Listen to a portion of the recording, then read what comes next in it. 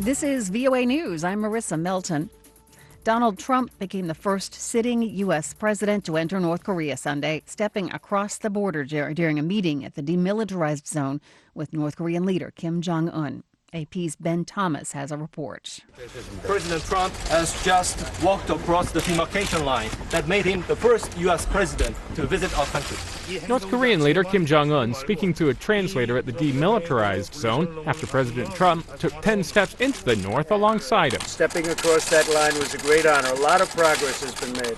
A lot of friendships have been made, and this has been in particular a great friendship.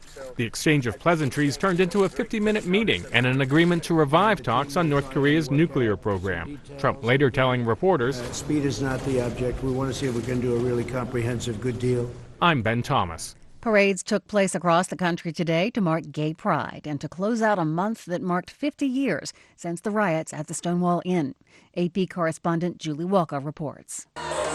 New York, Chicago, San Francisco, and Seattle are all holding parades. In Manhattan, organizers of the annual Pride March say 150,000 people are expected to participate, with hundreds of thousands more lining the streets to watch.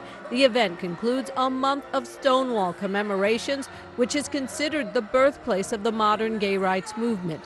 On June 28, 1969, patrons resisted a police raid at the Stonewall Inn, sparking protests leading to long-term activism. Julie Walker, New York. Sudanese doctors group says 5 people have been killed and several seriously wounded in a day of demonstrations against military rule in Sudan. Tens of thousands of protesters rallied across the country Sunday, calling for a civilian government. You're listening to VOA News. In quest'ultimo giorno di giugno auguro a tutti I lavoratori di poter avere. The faithful and tourists braved the hot temperatures in St. Peter's Square in Rome on Sunday to hear Pope Francis pray for the suffering as a heat wave gripped continental Europe.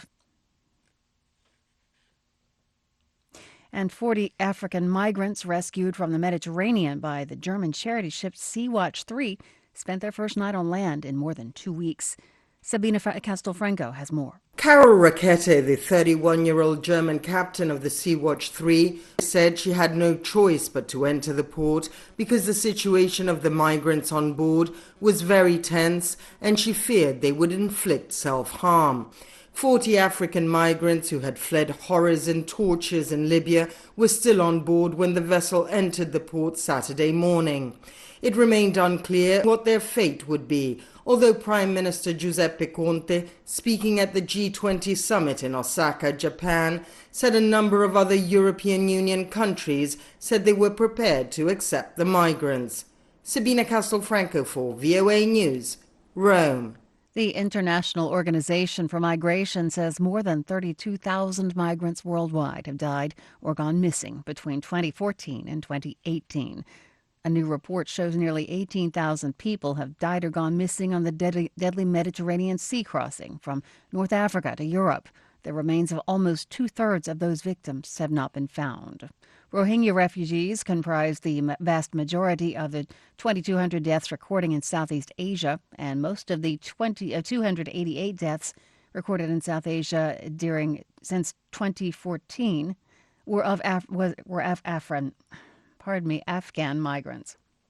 5 Japanese whaling ships are set on Monday to begin the first commercial whale hunt in more than 30 years.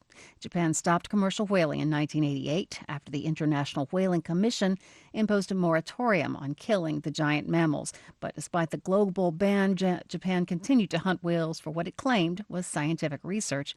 Critics called it commercial whaling in disguise. In December, Japan announced it was leaving the IWC on June 30th. The whaling fleet will set sail Monday from the port of Kushiro on the northern island of Hokkaido, and it will do its hunting in Japanese waters.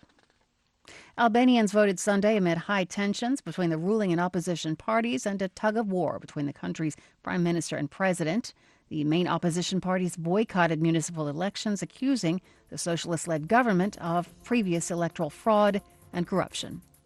I'm Marissa Melton. You're listening to VOA News.